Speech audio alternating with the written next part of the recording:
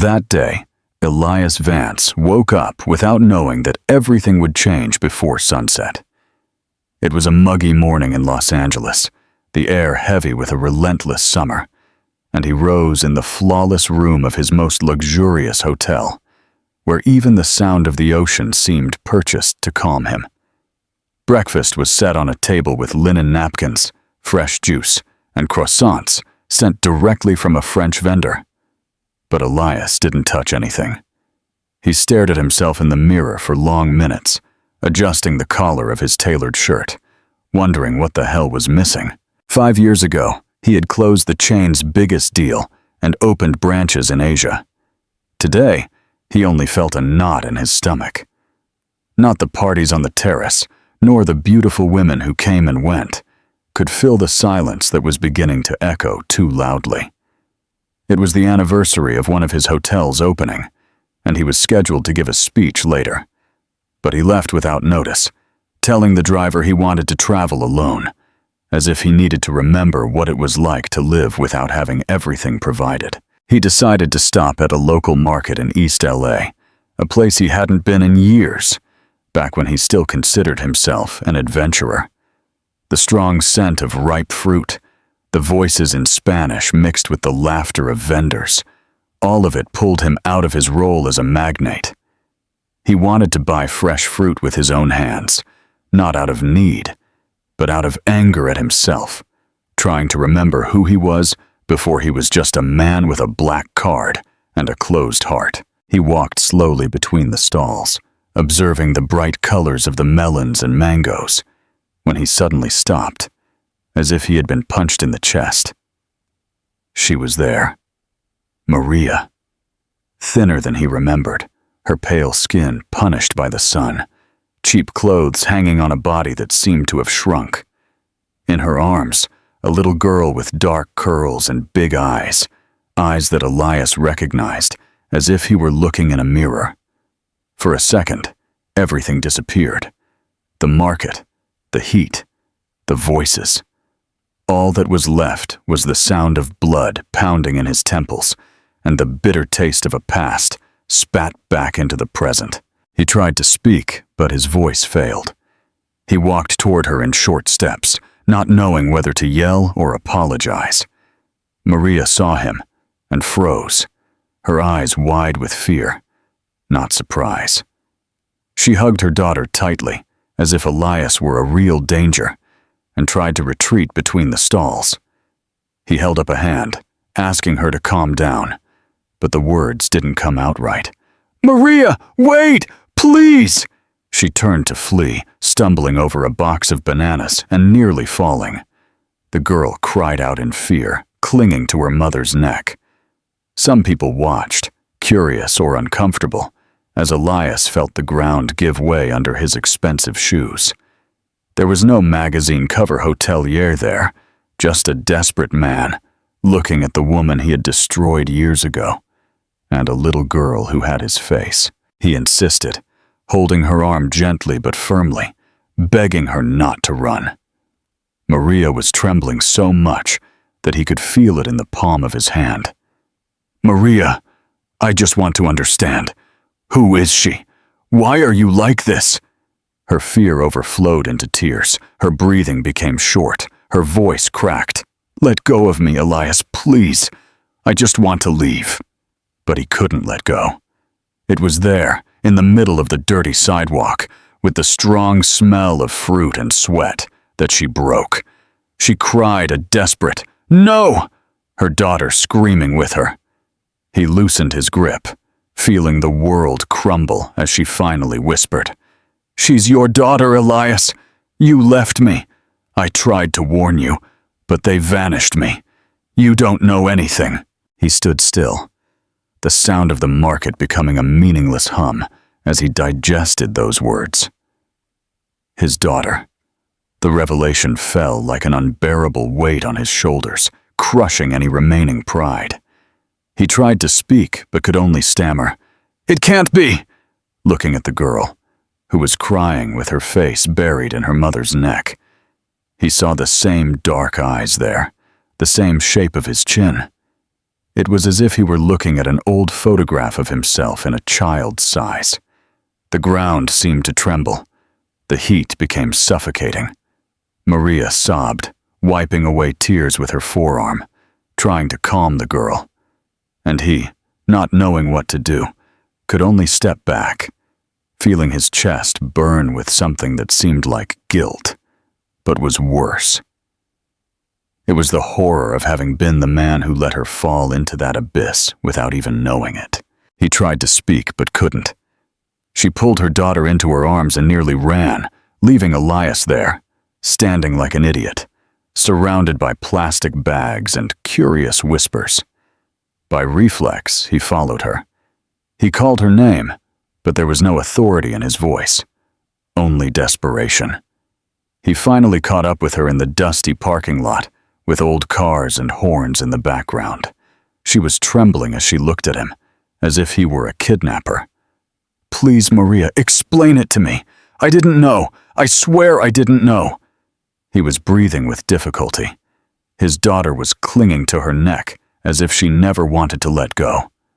Maria closed her eyes tightly, let more tears fall, and spat out the words. "Do you think I wanted to see you again? Do you think I wanted this for her?" "I ran, Elias," she said, her voice shaking. "I ran with her to survive."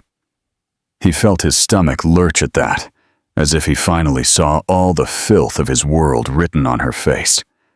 The sun was beating down, the asphalt gleamed, and he had no way to hide behind expensive suits or well-rehearsed speeches. Maria told him, in a trembling voice, how she had been kidnapped by Carlos Romero, the former Colombian partner whom he himself had kicked out years ago for fraud. She said the man had held her captive to blackmail Elias, but that no one had paid him anything. They hadn't even responded to the messages because they never arrived. Maria's tears weren't pretty or cinematic. They were ugly, raw, with snot running down her face and sobs that seemed to tear at her throat. His daughter, Sophia, cried softly, exhausted, clinging to her mother's lap. Elias felt a tightness in his chest so strong it physically hurt, as if he were having a heart attack. He realized, without being able to deny it anymore, that while he was living a lie, she was giving birth to their daughter in a dirty room. Maria continued to speak without looking at him, as if she were pouring it all out to get a weight off her chest, without expecting him to understand.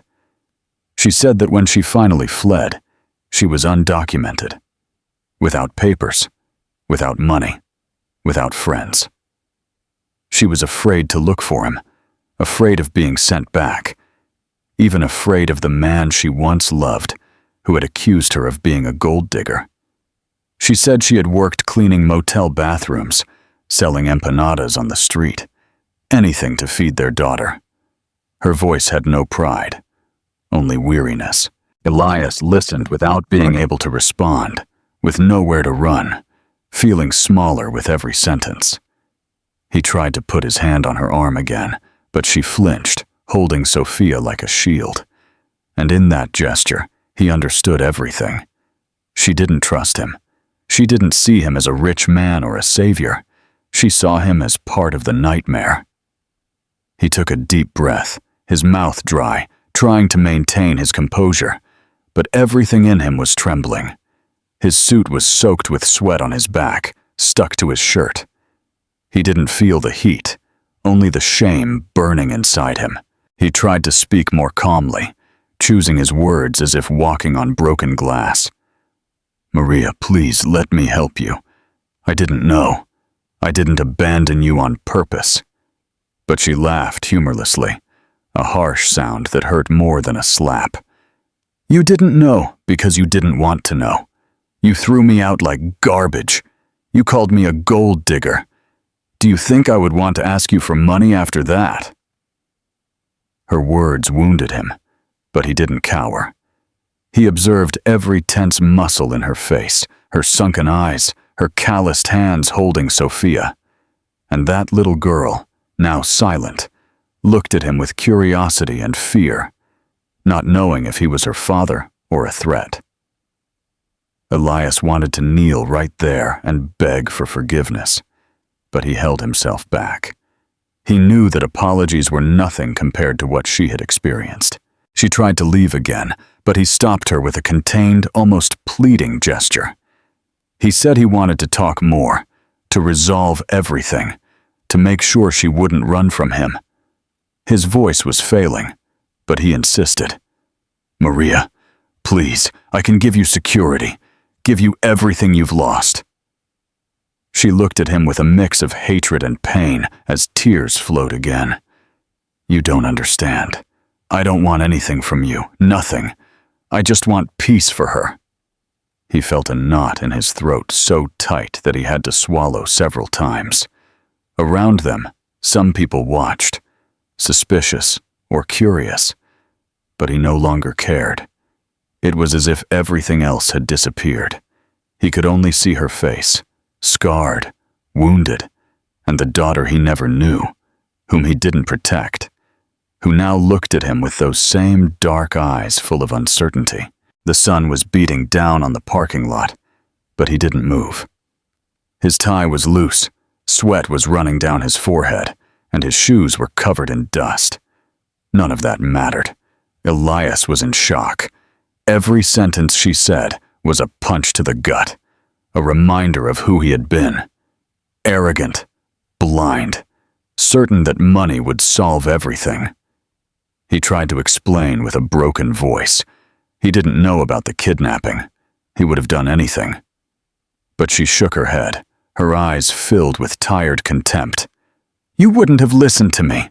You didn't even listen when I begged you to trust me. You killed me before Romero even got to me." The words hurt him, more because he knew they were true. There was no defense. He remembered the fights, the cold tone with which he had accused her of being interested, the immense pride that had prevented him from looking for her properly afterward. And now she was there, in front of the destroyed woman, who still trembled with fear of him, and in front of the daughter he had never met. He took a deep breath, trying to hold back the tears so as not to scare Sophia more, and she turned to leave once and for all. Elias held her elbow gently, pleading as he never had in his life. "Let me see her. Let me try to fix this." Maria bit her lip until it almost bled, holding back the urge to scream. She finally spoke in a hoarse whisper. "Fix it. You can't fix anything. She doesn't know who you are, and I don't want her to suffer anymore." The girl rested her head on her mother's shoulder, now calmer, sucking her finger without understanding anything. Elias felt his throat close up, his eyes burn, but he held back the tears with all his might. For the first time in years, he didn't care if they saw his weakness. There, on the hot asphalt of Los Angeles, he realized that he had destroyed the only thing that truly mattered before he even knew it existed. He let go of her arm slowly, as if he had burned his hand, and he stood there watching Maria walk away with Sophia in her arms. The sound of cars, vendors shouting promotions, everything seemed muffled. He felt his heart beat hard in his chest, heavy, almost painful. He stood still for several seconds, looking at her back, her worn skirt waving in the wind, her sandal almost broken. He perceived every detail as an accusation. When he finally moved, it was to follow her again, but this time without shouting. He called her name softly, with a broken voice, begging for one last chance. "Maria, please, don't leave me like this." She stopped without turning her face. Her daughter looked back at him, curious, and he approached her in a childlike reflex, as if he could simply recover the lost time. But Maria pulled Sophia closer to her chest and finally responded with a choked voice. "If you really care, leave us alone." But he couldn't. He felt something inside him break completely. An old pride, the image of an impeccable man that no longer meant anything. He took one step forward, then another, until he was close enough to smell the salty scent of sweat mixed with tears. He spoke in a low voice, trying not to scare the girl. "I'm not going to force you to do anything, but let me help you. Let me do something." Maria took a deep breath, her shoulders trembling, as if she wanted to spit in his face. For a moment, it seemed she was going to send him to hell forever. But then she looked at Sophia, who was hugging her tightly, so small and tired, and she simply said nothing. It was that silence that hurt Elias the most. She no longer believed a single word he said, and he knew he deserved it. Still, he didn't move. He simply stood there, swearing to himself that he would not give up. She turned around without saying anything else and kept walking, with Sophia slowly falling asleep on her lap, exhausted from crying so much. Elias followed her at an awkward, almost ashamed distance, not daring to touch her again. He watched her get on an old bus, paying the fare with coins she had counted. He stood on the sidewalk, watching the vehicle creak and disappear down the avenue. He felt a bitter taste in his mouth, as if he had swallowed bile. He took out his phone, typed her name into Google, into his old contacts, into his email. Nothing. It was as if Maria had been erased from the world. A car honked behind him, but he didn't even move. His suit was stuck to his back, sweat running down his neck. He thought of Sophia sleeping, of the fear in her eyes. Never in his life had he felt so helpless. There was no contract, no guarantee, no money that could fix this. All that was left was the weight of guilt pressing on his chest. When he was finally able to walk, he headed for his car, parked far away, and opened it with a trembling click. He sat on the cool leather seat with the air conditioning on, but the cold didn't bring him any relief. He stared at his reflection in the rearview mirror, his eyes red and his face wrinkled with anger at himself. He picked up the phone to call his lawyer for someone to find out where she lived, but he stopped before dialing. The idea disgusted him. No, he didn't want to pursue her as if she were a problem to be solved. He hit the steering wheel with his fist, his knuckles white. He took a deep breath, trying to calm down. He knew he had no right to demand anything, but he also couldn't accept disappearing from his daughter's life. He closed his eyes and murmured to himself, "I'll find another way, I swear." Then he started the car with a trembling hand and drove off, feeling more alone than ever. He drove aimlessly for long minutes, traveling through neighborhoods he rarely saw. From inside a car, with the window down, he breathed in the hot, humid Los Angeles air like a self-imposed punishment. The low-volume radio couldn't quiet his thoughts. The image of Maria crying, his daughter scared, the hatred in her eyes.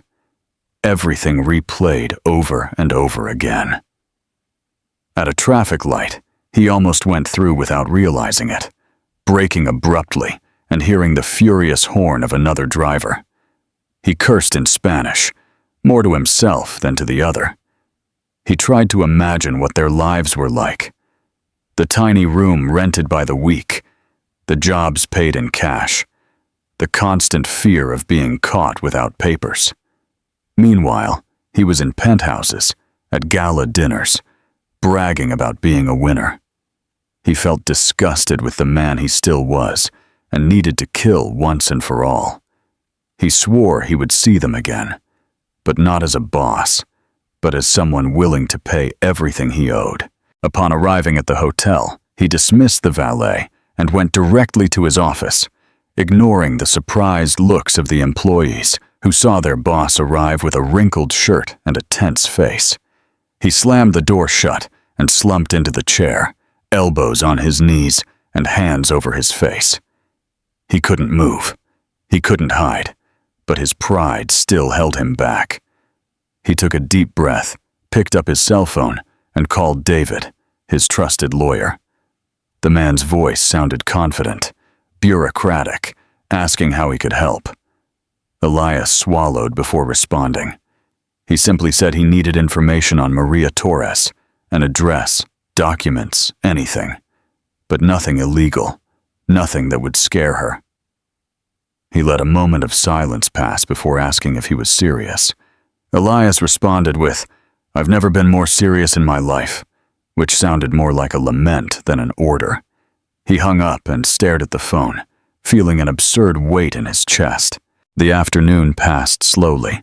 The heat turned into a stale, sticky air that didn't give a break even inside the luxurious hotel. Elias got up from the chair and began pacing back and forth like a caged animal. He thought of Sophia in that cheap little dress, her worn-out shoes, her face pressed against her mother's shoulder. He thought of the fear he saw in her eyes when she looked at him, fear of a man she didn't even know, but who already had the power to ruin everything. He took the crystal glass from the desk and filled it with whiskey without even tasting it when he drank it. The liquid burned his throat, but it brought him no relief. He forced himself to look at his reflection in the window, at the lights of Los Angeles, beginning to turn on outside. He didn't see a successful businessman, but a coward who preferred to close his eyes to his own mistake. And for the first time, he thought that maybe wanting to fix things wasn't enough. Maybe he didn't even deserve the opportunity. The phone rang again, and he answered on the second ring, trying to appear calm. It was David, telling him he had already found something. Maria lived in a small studio in a working-class neighborhood, paid for in cash with no fixed contract. She did odd jobs in restaurants and sewed for the neighbors. There were no official records, nothing that Elias could solve with the snap of a finger. He listened to everything in silence, feeling a knot in his stomach grow with every detail. David suggested sending someone to talk to her, but Elias immediately refused. He didn't want to corner her. He didn't want to repeat the mistakes of the past. He thanked him dryly and hung up. He stared at the number on the screen before dropping the phone on the table. He walked to the bar in his room, but didn't pour himself anything else. Instead, he took a deep breath, trying to think about how to approach her without destroying her even more. It was almost 6 in the evening when he went down to the lobby, ignoring the respectful looks and good evenings from the impeccable staff. He went out the revolving door without waiting for the driver, walking at a brisk pace along the luxurious sidewalk of the hotel that bore his last name in golden letters. Outside, the air was still heavy, but it was real. He walked aimlessly, trying to think. He wanted to apologize, but he didn't know if she would hear it. He wanted to see his daughter, but he was afraid of traumatizing her even more. He remembered when he had yelled at Maria years ago, calling her a gold digger with a calculated coldness, as if money were the only language he knew. He felt a metallic taste in his mouth just remembering it, and now, as the owner of everything, he couldn't buy the right to be a father. This destroyed him more than any failed business. It was the first time he saw his whole life as a pile of empty victories. He sat on a park bench a few blocks away. The heat made his shirt stick to his body. He ran a hand through his hair, which had been carefully styled that morning, but was now disheveled and sweaty. He watched people come and go. Tourists laughing with cameras around their necks, locals rushing home from work, children running. And there he was, a baseless millionaire, trying to figure out how to mend something that should never have been broken. He picked up his cell phone again, but he didn't call anyone. He just opened an old photo, one of Maria laughing at a construction site with a crooked helmet. He had taken it himself, years ago. He stared at the screen until his eyes burned. Then he put the phone away, took a deep breath, and stood up. He decided he was not going to give up. Not as a boss, not as someone who buys forgiveness, but as a man who takes responsibility for what he did. And still not knowing how, he started walking back to the hotel. What would you have done in Elias's situation? Tell us your thoughts in the comments below. Back at the hotel, he went directly to the penthouse where he lived, ignoring the invitations to the grand opening party that would take place shortly. His representatives insisted that he had to give the speech, that the press would be there, that it was important for the chain's image. But he just nodded, saying nothing.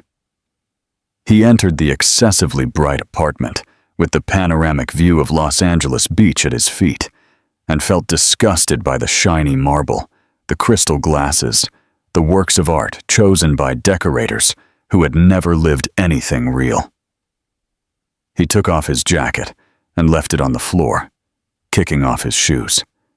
He went to the open kitchen, opened the state-of-the-art refrigerator, and didn't take anything. He just stood there, his arms resting on the cold counter, his head down. He thought of her at that moment, of Maria bathing Sophia in a tiny bathroom, heating water on an old stove. He thought of the girl sleeping without knowing that her father was crying for her. He picked up the landline phone, the expensive one that no one used, and dialed his personal security chief. He spoke in a low, contained voice, asking for an unheard-of favor. He wanted the complete file on Carlos Romero. Addresses, businesses, movements. The security guard's voice on the other end hesitated before confirming. Elias didn't explain anything. He just said it was urgent. He hung up and rested his hands on the marble countertop, his shoulders trembling. It wasn't just to get revenge or to clear his name. It was to make sure he would never touch Maria or Sophia again. He felt hatred boiling inside him, but it was also hatred directed at himself. He knew he had let Romero grow right under his nose, closing shady deals, until one day he simply decided to fire his partner without thinking about the consequences. Now he was paying for it dearly, and he swore that this time he would not hide behind lawyers. Night was falling when he decided to take a cold shower, letting the water run slowly down his arched back, as if it could wash away the shame stuck to his skin. He stayed there longer than necessary, the steam mixed with the smell of expensive soap that seemed out of place, almost offensive. He dried his face vigorously, looking at his own blurry reflection in the mirror. His red eyes were not the result of drinking or sleepless nights, but pure guilt. He dressed carelessly, in simple pants and a t-shirt, without a watch or an expensive belt. For the first time in years, he didn't want to seem important. He walked through the silent living room of the penthouse, passing by the internationally designed furniture as if they were pieces in a cold museum. He grabbed the key to the most discreet car in the garage, determined not to look like a millionaire trying to buy forgiveness. He decided he would go to her neighborhood. He didn't know if he would have the courage to knock on the door, but he had to try. He drove in silence toward her neighborhood. The buildings changed their appearance as he left behind the bright avenues of Los Angeles beach to enter narrower, less touristy, and more authentic streets. He observed everything with painful attention. Chipped walls, handwritten signs offering tailoring and repairs, children playing on bumpy sidewalks. He thought he knew Los Angeles, but he had never seen its true face. He arrived at the block his lawyer had told him about, and parked far away so as not to draw attention with his car. He took several deep breaths before getting out. He walked slowly down the poorly lit sidewalk, looking for the building number. It was old, painted in a faded green, with bars on the windows, and a creaky door. He climbed the steps as if climbing a scaffold, each step a weight. He stopped in front of the right door and leaned his forehead against the cold wood, feeling his heart race. He didn't know if he should knock. He didn't know if he had the right to. He stood there for minutes that seemed like hours, his hand suspended, inches from the wood. The sound of the street was muffled. Distant horns, loud music from a passing car. He tried to imagine what she was doing inside. Was she putting Sophia to sleep? Was she preparing something simple to eat? Maybe she was crying in silence. And he was outside, uninvited. Finally, he took a deep breath and knocked. A low, hesitant tap. He didn't want to scare anyone. There was no response. He waited and knocked again, a little firmer, but there was only constant silence. He pressed his ear to the door, listening for any movement, any sign of life. But nothing. Maybe she was already asleep. Maybe she had left to escape him once more. The feeling of defeat weighed on his shoulders. He took a step back, his hand still trembling, his chest tight. It was as if the whole past was spitting in his face again, telling him that forgiveness wasn't something you demanded. It was something that sometimes simply didn't come. He was about to turn to leave when he heard a muffled noise on the other side. He straightened up, startled, his heart racing. The lock slowly turned, as if whoever was inside was afraid to open it. The door opened a few inches, and he only saw the outline of her face in the shadows, lit by a faint lamp in the hallway. Maria looked even more tired, with sunken eyes, and her hair pulled up haphazardly. They stared at each other without saying anything. He tried to smile, but only managed a trembling of his lips. "Maria," he murmured, his voice cracking. She didn't respond. She just breathed heavily. Tears were already filling her eyes without falling. Elias felt a knot in his throat, so big that it hurt. He wanted to reach out his hand, but he didn't dare. He waited. Finally, in a whisper, she asked, "What do you want now?"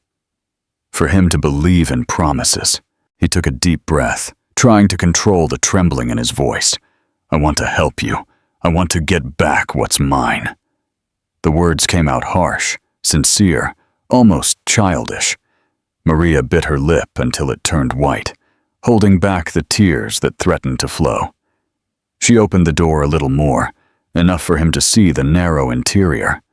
A single bed leaned against the wall. Old toys scattered everywhere. An ancient stove. Everything there screamed of poverty.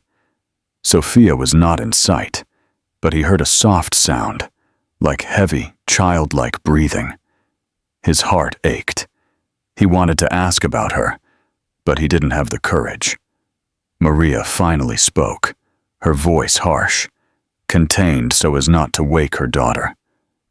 "You don't understand. It's not money I want. I just want her to be okay. I just want peace." Elias felt his eyes fill with tears. He wanted to say that he understood now, that he would do anything, but shame silenced him.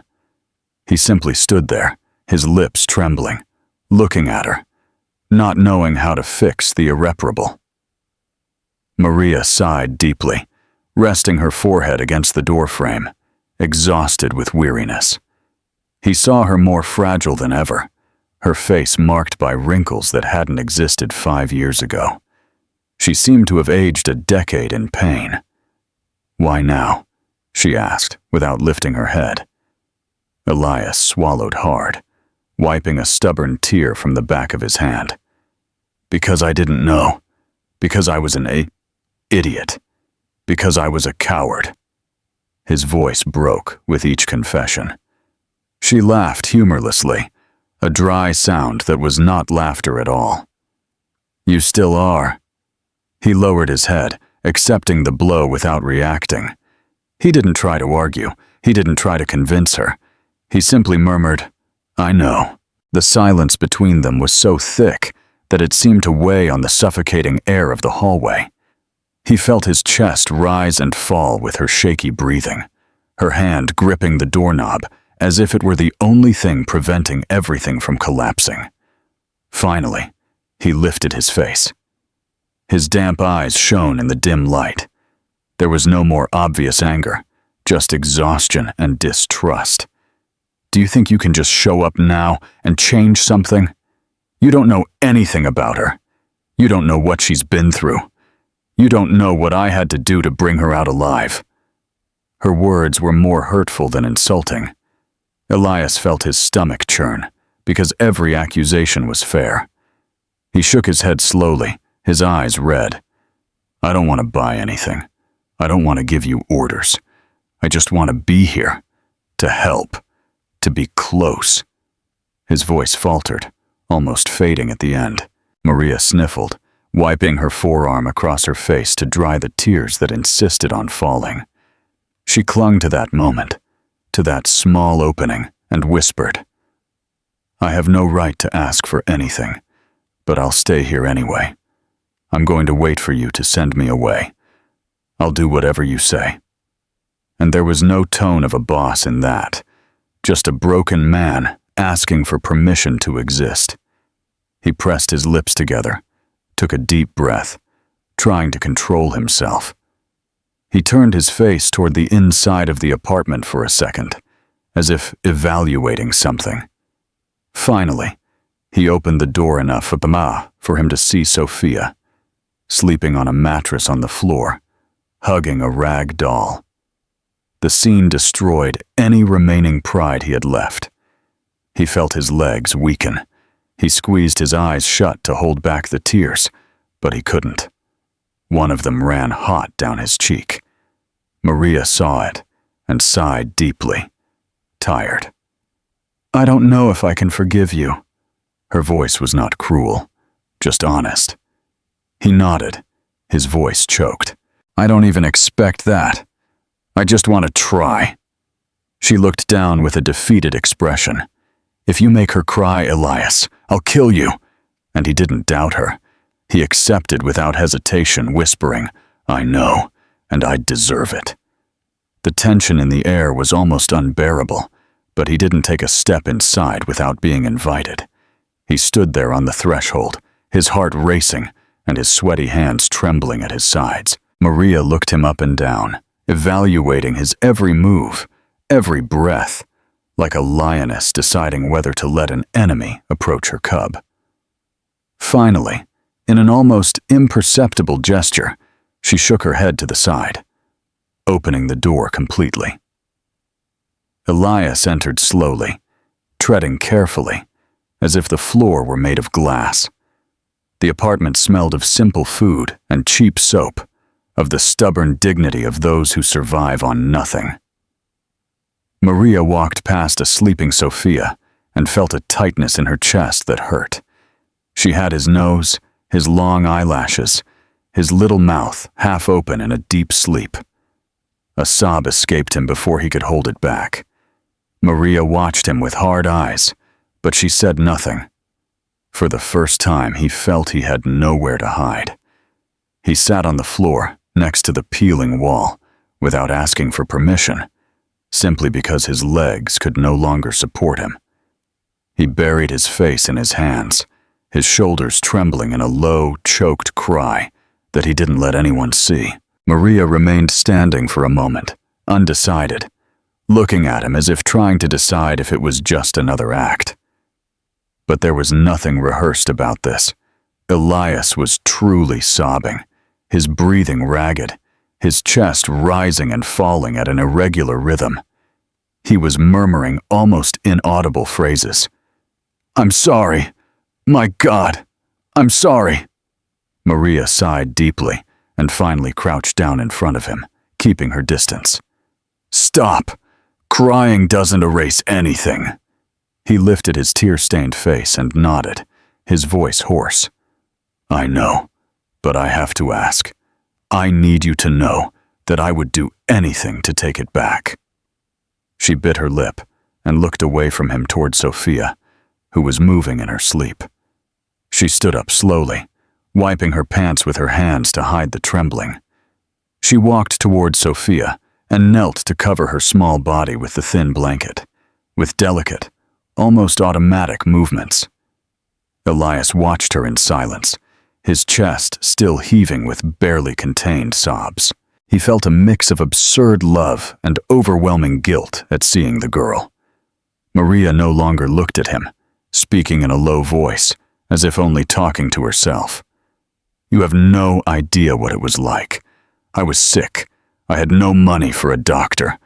Hiding. Begging for favors from people who could turn me in. He clenched his fists so hard that his knuckles turned white. He tried to speak, but his voice failed him. Maria continued, with no apparent anger, just weariness. You were on magazine covers while I was running with her in my arms. The words resonated in the narrow room like a dull thud. He closed his eyes tightly, trying to hold back the tears. He knew he had no defense.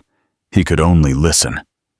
After calming Sophia, Maria turned to him, her arms crossed and her chin trembling. I don't know what you expect. I don't know if you think you're going to write me a check and fix everything. He shook his head quickly, interrupting her with a choked voice. No, I don't want to pay for anything. I need to be here. For her. For you, if you'll let me. Maria let out a short, humorless laugh, her eyes wet. You don't understand. I don't know if I can live looking at you every day. Seeing you reminds me of everything I've lost. The words hurt more than shouts. He nodded slowly, accepting every syllable as a fair verdict. I don't want to force you. I just want to deserve it. Someday, maybe. She looked away, sniffing, wiping her face angrily. She didn't respond for long seconds, just breathing heavily, as if trying to decide whether to throw him out or give up. The silence stretched on for endless minutes, broken only by the muffled sound of cars passing on the street. Elias didn't move. He felt the weight of his body sink into the cold floor, as if he himself were part of the earth, part of the pain she carried. He saw Maria sit in an old chair, hugging her knees to her chest, her gaze fixed on a random spot on the floor. Her breathing was irregular, but there were no more tears. She seemed too exhausted to even cry. He tried to speak one more time, his voice breaking. Let me do something. Anything. Find her a doctor. Get her documents in order. Maria slowly lifted her face, with an infinite weariness in her eyes. And then you disappear? You disappear when things get sick? You disappear when it gets hard? He shook his head vigorously, as new tears flowed uncontrollably. No, I'm never going to disappear again. I don't know how to prove it to you, but I won't. And for the first time, his voice came out firm. She took a deep breath, trembling slightly, squeezing her arms around her knees. Her eyes filled with tears again, but she didn't let them fall. She looked at him as if she were facing an impossible puzzle to solve. I don't know if I believe you. I don't know if I want to believe you. The confession came out in such a low tone that he could barely hear it, but every word seemed to be etched in his mind. He swallowed hard, not daring to get any closer. I don't blame you. I ruined everything. But I'm here now, and I'll be here tomorrow, and the day after that. His voice trembled at the end, but it didn't break. Maria closed her eyes for a moment, sighed deeply, and murmured something that seemed more to herself than to him. She doesn't deserve any more pain. That's all I think about. Elias felt his heart ache, so much that it physically hurt. That's all I think about, too. His voice came out as a desperate whisper. Maria ran her hands over her face, trying to erase the marks of her tears, without success, and looked at him with a hardness that was almost a cry for help. I don't know if I can forgive you. Not today. Maybe never. Her sincerity was like a crack in his skin. Elias took a deep breath, nodding slowly, his face still wet with tears. I'm not here to ask you for that. I'm here to take responsibility for what I did, to give you everything you need for me to stay, even if you hate me. He looked away toward Sophia, who was moving on the mattress, murmuring something incomprehensible in her sleep. His heart beat with a mixture of tenderness and guilt, so profound that it almost knocked him to the floor. Maria sighed deeply, her shoulders slumping. "I don't want her to see you as a stranger." Elias held his breath, his eyes wide, feeling the world spin. It was the first real opportunity, and he knew he couldn't make that mistake again. He got up slowly, walked to the corner where there was a small sink, and washed his face with cold water, drying it with an old cloth. He spoke without looking at her. "If you really want to stay, you'll have to prove it. Not today, not tomorrow, always." Elias nodded, although he wasn't sure if she was looking at him. His voice was low, but firm. "I'll do it. I promise." Maria sighed, exhausted, and looked at him. "Promises mean nothing to me, Elias. Nothing." He swallowed hard, accepting every word like a sentence. "I know. I don't expect you to believe me." The air became heavy, filled with everything they couldn't say. He looked at a sleeping Sophia, feeling a pang of love so great that it hurt. He decided that from that moment on, he would no longer live for hotels or awards. He would live to never let that child be afraid again. And even if she never called him Dad, she would have one. The conversation died down for a while, replaced by a tense, tired silence. Maria leaned against the wall with her arms crossed, as if trying to maintain a physical barrier between them. Elias remained seated on the floor, not daring to get up, afraid that any sudden movement would make her throw him out. He looked away from Sophia from time to time, listening to her ragged breathing, trying to imagine what it would be like when she opened her eyes and saw him. He didn't know what he would say, how he would introduce himself. He wanted to be a father, but he had no idea how to start. Maria blew her nose on the back of her hand and spoke in a low, unemotional voice. "She sometimes asks about her father. I told her he was far away." The sentence fell on his chest like a stone. Elias took a deep breath, his voice breaking as he responded. "She's right. I was far away, but I won't be anymore." And this time, it didn't sound like an empty promise, but an order to himself. Maria shook her head, too exhausted to argue. She walked to the small makeshift dressing table, took a plastic cup, and drank water slowly, trying to compose herself. She looked like someone who had lived on high alert for so long that she no longer knew how to relax. Elias watched everything with a knot in his throat. He wanted to offer help, but he knew that any miscalculated gesture could sound like offensive charity. He remained in silence, waiting for her to decide the next step. When Maria looked at him again, her eyes were less harsh, but infinitely sadder. "I don't know how you're going to do this, Elias. I don't know if you can handle this. Our life isn't pretty." He nodded without a moment of hesitation. "I don't want something pretty. I want something real." He swallowed hard, looked away, and for the first time, seemed to hold back a sob he didn't want to release. He took a deep breath, trying to control the trembling of his lips, and took one more step, as if he wanted to believe something he was saying. But he stopped abruptly, holding himself back like someone afraid of falling into a hole that was too familiar. "You don't understand. I woke up in the middle of the night with a burning fever and no medicine. I asked for credit at the pharmacy and they laughed at me. I slept in fear that someone would knock on the door to deport me. Do you know what that's like?" Her voice came out choked, broken in half. Elias clenched his fists. The hot tears came back without asking permission. "I don't know what that's like, but I want to know. I want to bear this burden too." Maria laughed softly, a sound that was almost cruel in its sadness. "You want to bear the burden now that it's convenient?" She shook her head slowly, her voice breaking. "It's not convenient. It's the only right thing I've ever wanted to do." She inhaled, wiping her forearm across her face, but didn't respond immediately.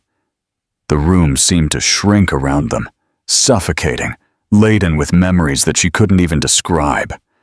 Maria sat on the edge of the bed, her elbows on her knees and her head down.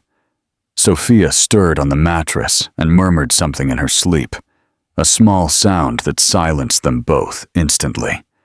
They both held their breath, waiting for the girl to return to her deep sleep. When the silence returned, Maria spoke without looking up. "I don't have the strength to fight anymore today. I just want her to sleep well." Elias nodded slowly, although she couldn't see him. He swallowed the tears that still insisted on falling and wiped his face with the back of his hand. Maria slowly raised her hand. "I'll go if you want. I don't want to scare you anymore." Maria took a deep breath and looked up. Her eyes were red, wet. "Stay, but be quiet. Just stay." He felt his heart stop for a second before it started racing again, and for the first time, he felt there was a chance. He didn't move from his spot. Just adjusted his legs to be more comfortable on the floor, not lifting his head too much, so as not to appear imposing. The silence that formed was no longer hostile, but uncomfortable, filled with everything they couldn't resolve there in a single night. Maria was breathing heavily, trying to control an occasional sob, her gaze lost. Sophia sighed in her sleep, oblivious to the weight that hung over the adults. Elias looked at her whenever he could, absorbing every detail: her messy hair, her little clenched hand, her long eyelashes on her dark cheek, the daughter he didn't see born, whom he didn't rock when she cried. Remorse crushed him almost physically, but he forced himself to stay there, present, without running away. He didn't ask for anything more. He didn't insist on promises. He simply took a deep breath and waited for the silence to envelop them like a rough but necessary blanket. Maria ran a hand over her face, wiping away dry tears, and looked at him as if she still couldn't believe he was there, on the floor of the narrow studio, without a tie, without any power. "You don't fit in here," she murmured, her voice broken with weariness. He took a deep breath before responding, choosing each word carefully. "I don't want to fit in with who I was anymore." She looked away, pressing her lips together to hold back the tears that threatened to return. The silence reigned again, but it was less aggressive, more resigned. The night was advancing outside. The streetlights cast a dim light through the curtainless window. Sophia moved again, letting out a long sigh, and Maria adjusted the blanket with a caress that made a knot form in Elias's throat. He lowered his head, taking a deep breath, feeling that he was witnessing something sacred. He decided at that very instant that, no matter what it cost, or how long it took, he would never again be the cause of that fear. Weariness began to overcome even the adrenaline that had been boiling since he left East LA. He leaned against the cold wall, feeling the pain in his back, but he didn't complain.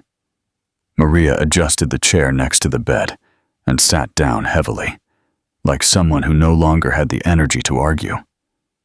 They stayed like that for long minutes, listening only to the distant sound of engines on the street and the buzzing of an old fan in the corner. Elias felt the words crowding in his throat, but he held them back.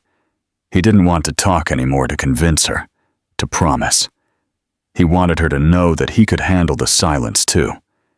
He saw Maria take the elastic out of her hair and let it down, the disheveled strands falling over her shoulders. She looked like a different person like that, more fragile, more real, and he understood, without needing to ask, that this was what was left after so much fear and so much running. A broken woman trying not to fall apart in front of her daughter. When Sophia moved with more force, letting out a sleepy groan, Maria got up immediately, her mother's reflexes always on alert. She crouched down next to the mattress, murmuring softly to calm her. Elias couldn't look away from the two of them. He felt his heart beat faster when the girl turned, opening her eyes only a little before closing them again, falling back asleep. Maria ran a hand over her forehead, her expression so full of love that it hurt to look at her. He had to bite his lip to keep from crying out loud. When she sat back down, she took a deep breath and murmured, without looking at him, "She doesn't know who you are. She'll be scared." Elias responded with a hoarse voice, "I know. I'll have to get over this, one day at a time." Maria pressed her lips together, wiped away another solitary tear, and didn't respond. But she didn't send him away. And that, for him, was everything. The sunrise fell in silence over the small studio. The sound of cars faded into a constant, almost relaxing noise. Elias didn't dare to move much, even though his legs ached and his neck was stiff. Every time he thought about asking for a pillow or suggesting something, he swallowed the impulse. He didn't want to seem to own anything there. He wanted to respect every inch of that space that was not his. Maria yawned, rubbing her red eyes. Her body was clearly asking for rest, but her mind remained alert. He noticed how she looked at Sophia every minute, checking if she was breathing well, if she was really sleeping. He had never done that before. He hadn't had the opportunity, or rather, he hadn't given it to himself. An almost physical pressure squeezed his chest. Elias thought of all the nights she had spent like this, alone, afraid of the world, and with no one to share the burden, and he hated himself a little more, silently promising never to leave her so alone again. Maria leaned back in her chair, hugging her body, her chin resting on her chest, too exhausted to keep her guard up. Elias watched her with an almost irreverent attention, trying to register every line on her face, every wrinkle that hadn't existed before, every mark of a suffering he himself had helped create. Sophia was breathing more calmly. Her sleep was getting deeper. He finally dared to move his legs to get more comfortable, letting out a muffled sigh that broke the heavy silence. Maria opened her eyes at the same time, still alert, but she said nothing. She just watched him for a few seconds, evaluating who he really was. When she closed her eyes again, she murmured something so low that he almost didn't understand it. "If you're going to stay, learn to be quiet too." He swallowed hard and nodded, although he knew she wouldn't see him, and in that harsh, simple command, he saw a beginning. Not forgiveness, but a possible future. The clock on the wall marked an indecent hour when the studio finally fell into complete silence. Maria was dozing lightly in the chair, her head tilted, breathing irregularly. Elias didn't have the courage to wake her, or even to offer her the mattress, understanding that this might be the first time in a long time that she had felt safe enough to fall asleep without a start. He remained motionless, watching them both, mother and daughter, and feeling his heart ache. He thought about everything he had wasted, the empty years of parties, the women who meant nothing. He thought about how much he had failed at everything that truly mattered. Meanwhile, Maria had been everything on her own. A mother, a protector, a provider. He had never admired anyone as much as he admired her now, and he said nothing, because he finally understood that there was nothing he could say to make up for it. He could only listen to the silence and decide deep down that he would stay until she sent him away. He shifted carefully so as not to make any noise. His body ached in every joint from the hard floor. The low, cracked ceiling of the studio seemed more authentic to him than any penthouse suite he had ever had. There was no makeup, no press, no red carpet. He could only hear Sophia's calm breathing and Maria's soft snores. It was at that moment that Elias felt something different. Not a victory, not a reconciliation, but a profound acceptance. He had no right to any of this, and yet he wanted to deserve it all. He closed his eyes for an instant, feeling the tears welling up again. He didn't try to wipe them away. He let them run warm and salty, as if they were washing away the dirt he carried inside. When he opened his eyes again, Sophia moved and turned her face toward him. Still asleep, and for the first time, he whispered only to himself, "My daughter." The weight of the night seemed denser in the small room, as if the heat clung to the walls and the tired bodies. Elias blinked slowly, fighting off the sleep that insisted on coming. But he didn't want to give up completely. He was afraid of waking up and discovering that it had all been just a nightmare, or worse, that Maria would dismiss him without hesitation. He watched her sleep uncomfortably in the chair, her neck bent and her arm hanging to the side. He thought about getting her a pillow, but he stayed still. Respecting her space was all he could do now. Sophia was moving less. Her face was finally serene, her lips slightly parted. Elias noticed every detail, registering it like a father who wanted to learn everything late.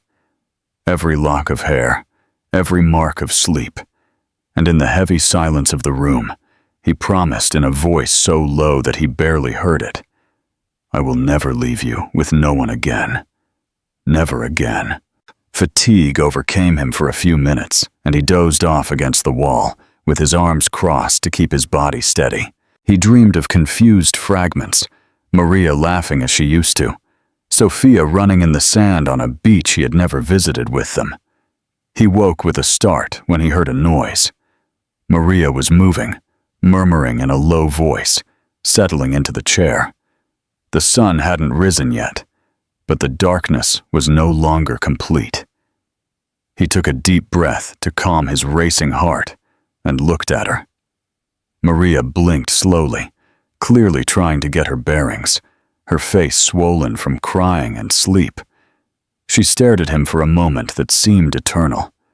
There was no forgiveness there, but there was also no order to leave, just a hard acceptance. He was there. He swallowed hard and whispered, "Thank you."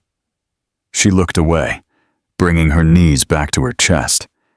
And in that small gesture, he saw something that wasn't reconciliation, but a beginning. Time seemed to pass in slow motion inside that cubicle, each breath marking the rhythm of a fragile understanding. Maria ran her hands over her face, trying to wake up for real, her eyes burning. She said nothing for long seconds, but she also didn't throw him out. Elias, his back aching from the hard floor, slowly adjusted himself, attentive to her every move, as if waiting for a judge's verdict. She finally sighed, her voice hoarse from so much crying and bad sleep. "Do you have somewhere to stay tonight?" The question caught him by surprise.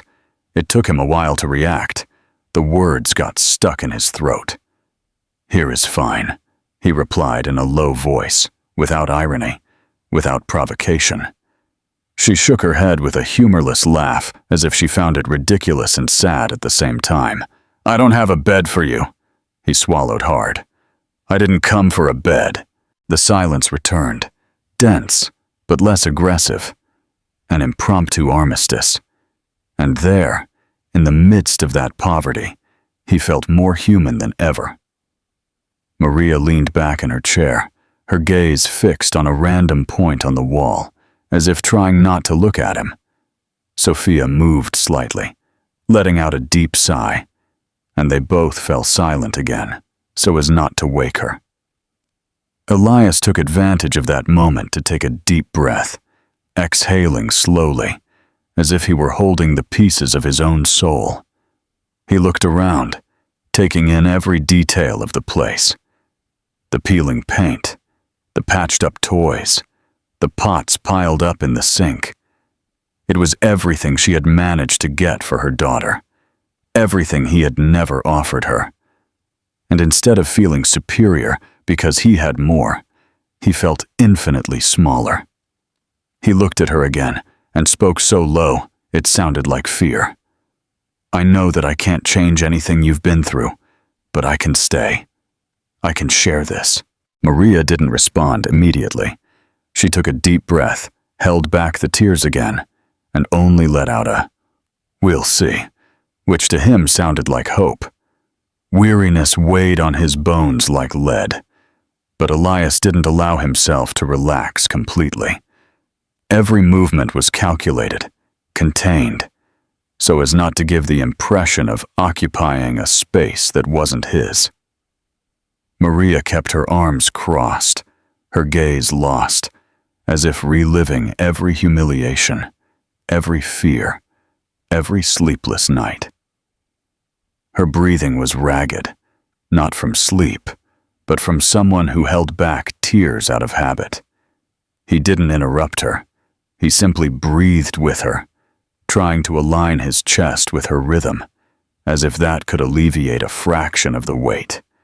When she finally turned her face toward him, there was nothing soft in her gaze, but there was also less sharpness. "I don't promise you anything, Elias. I don't know if I can." He nodded immediately, swallowing the urge to plead. "I don't want promises, I want days, one by one." She took a deep breath, sniffled, and looked away. And in that strange silence, they came to their first real agreement. It wasn't going to be easy, but he would stay. The old fan was still creaking in the corner, spreading a warm wind that didn't cool anything. Sophia snored with her mouth ajar, oblivious to the silent understanding that was being born there. Elias allowed himself to look at her for a little longer, feeling the knot in his throat grow until it was unbearable. He wanted to drag her to the mattress, take her little hand, but he didn't move. He knew he didn't have that right yet. Instead, he looked back at Maria, who now seemed to be fighting sleep again. "You should try to sleep a little," he suggested in a tone that was not an order, but sincere affection. She took a deep breath and didn't respond. She simply made herself as comfortable as she could in the chair. The silence took over again, less filled with hatred, more filled with exhaustion. And Elias, with his body aching on the floor and a heart throbbing with regret, closed his eyes for the first time, without fear of being thrown out. Time passed slowly in that narrow room. The dawn was advancing without contemplation. Her breathing was the only clear sound, mixed with the slight noise of the street, which was not completely asleep. Elias opened his eyes again and saw Maria dozing tensely, her brow furrowed despite being asleep. He wanted to reach out and touch her arm, to tell her she could let go of some of the weight, but he held back. Respect was the least he could do. Sophia let out a louder sigh, moving her dirty little feet over the cheap sheets. He smiled without realizing it, with a love so great that it hurt. A love that he couldn't declare without it sounding false. The girl had no idea who he was. She didn't know that this man was the sum total of all the mistakes that had left her in that room with nothing. And yet, he felt something strong growing. The certainty that, no matter what it cost or how long it took, he would learn to be a father, even if she never called him that. The sky began to clear outside when he realized how much the discomfort was destroying his body. His back was screaming, his hips felt like stone, but he didn't move to avoid making a sound. He watched as the first faint rays of light illuminated the dirty floor, highlighting the cracks in the wall and the patched-up toys. All of that was more real than any five-star hotel suite. He was ashamed of the past, of the man who once preferred to ignore messages, to erase memories, to spend fortunes on parties to silence his conscience. He looked at Maria and Sophia and understood that there was no award, contract, or money that could give them back what they had lost. But he also understood that there, sitting on the hard floor, was where he had to be. Not as a millionaire, but as someone willing to deserve every second. And for the first time in a long time, he decided he didn't want to leave. Never again. The dawn was slow, painful in every muscle that complained about the hours on the floor. But Elias didn't move.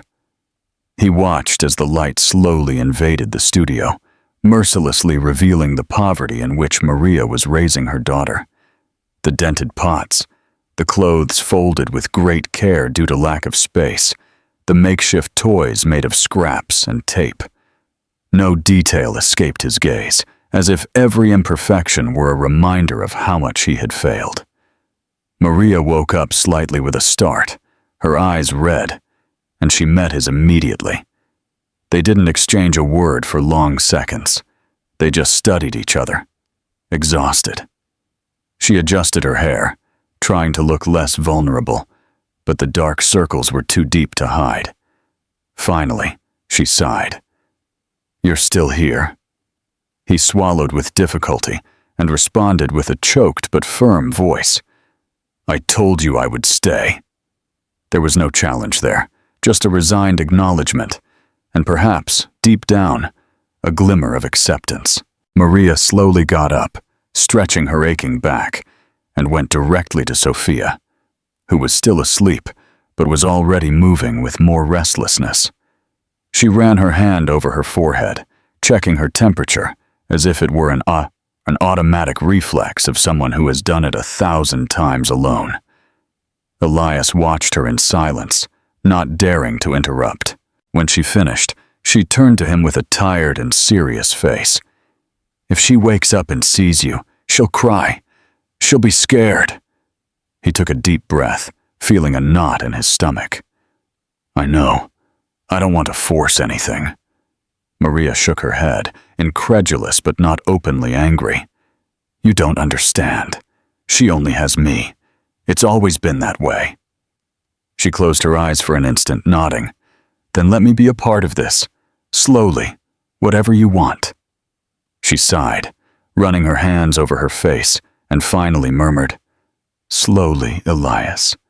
Very slowly." And in those words, he understood that this was the only real chance he would have.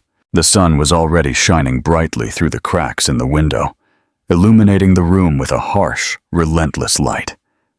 Maria went to the sink, turned on the noisy faucet, and washed her face, trying to erase the signs of the sleepless night. Elias remained sitting on the floor, doing every gesture with an almost solemn respect. He understood that there was no place for rushing here. Every word, every movement had to be earned. When she turned back, with her hair dripping, he almost didn't recognize the woman who was once pure laughter and future plans. Now she was a mother above all, the fierce guardian of a child he didn't even know existed. "I don't know if I can look at you without remembering everything," she said in a low voice, filled with an infinite weariness. He took a deep breath, feeling his heart ache. "I don't forgive myself either." The phrase came out raw, sincere, painful, and for an instant, Maria seemed to understand that he wasn't faking it. She leaned against the wall next to the sink, her arms crossed, looking at the floor as she thought. The silence stretched on, dense, but different from the one hours ago. There was no more threat, just an uncomfortable honesty.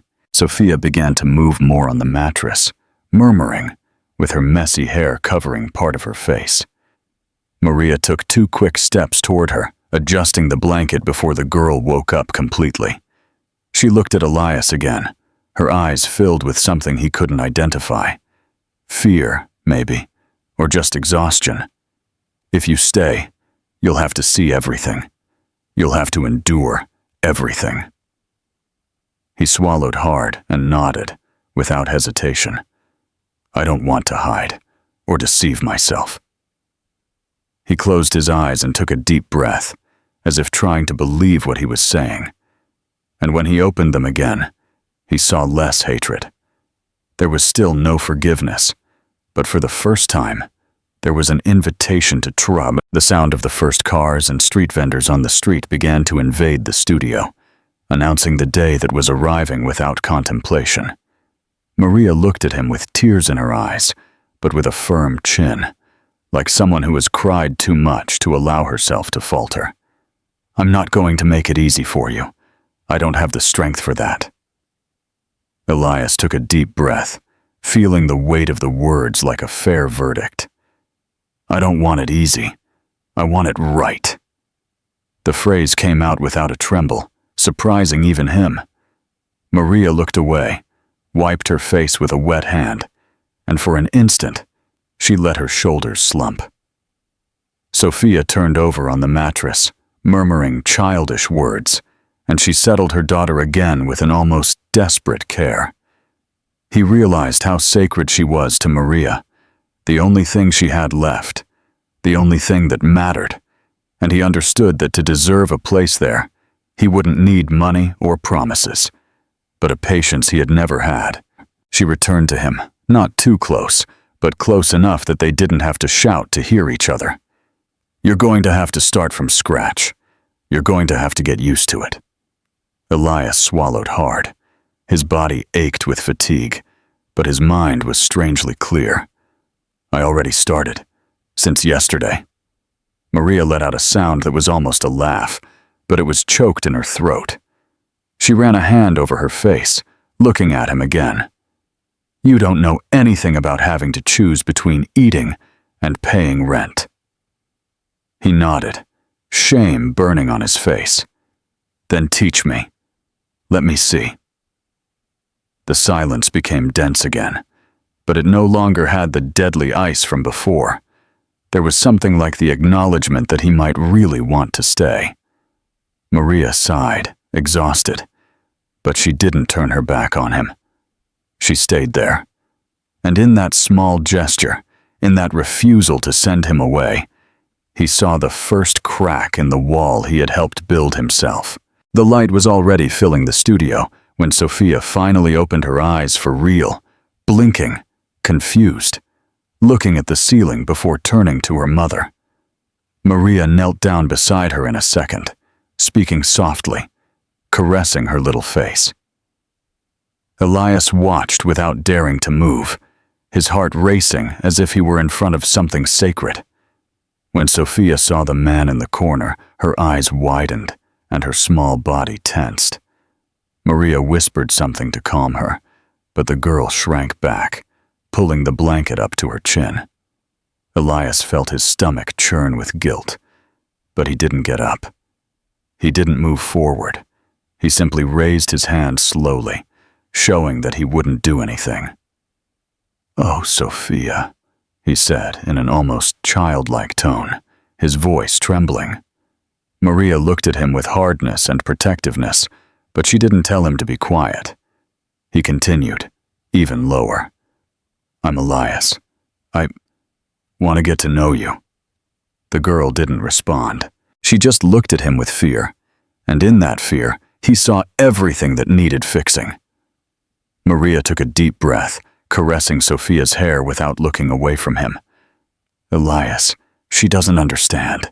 She doesn't know who you are." Her voice came out low, hard, almost impersonal, as if she wanted to warn him that he couldn't expect miracles. Elias nodded, swallowing with difficulty, feeling an enormous weight in his heart. "I know, but I want her to know. Someday."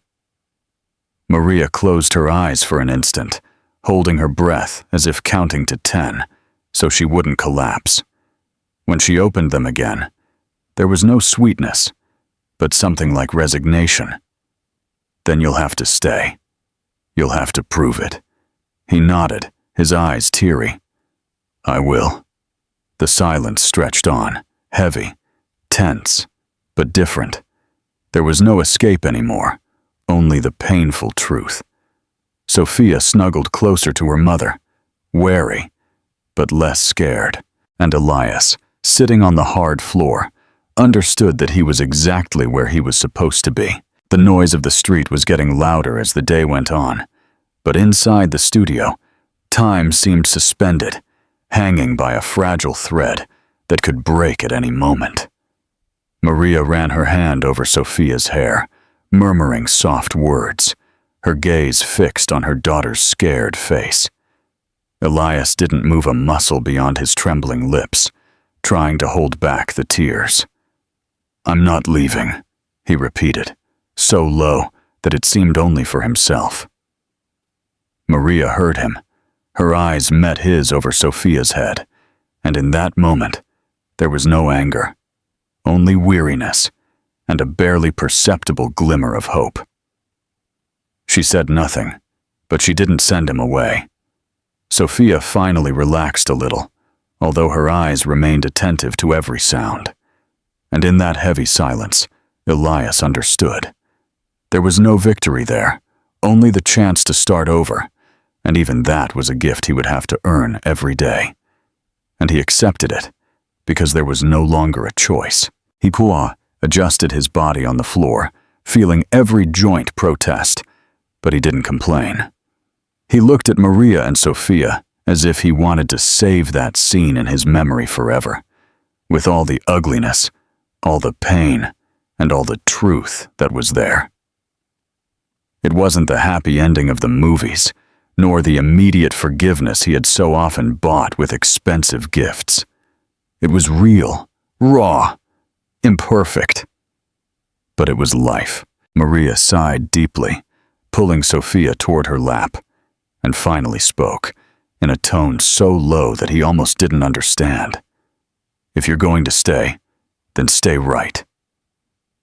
Elias felt a strange pain in his chest, as if it were opening to make room for all of that.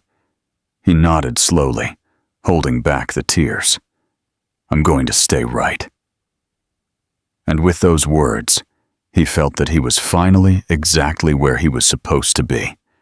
Not as the owner of anything, but as a man who was trying to be a father.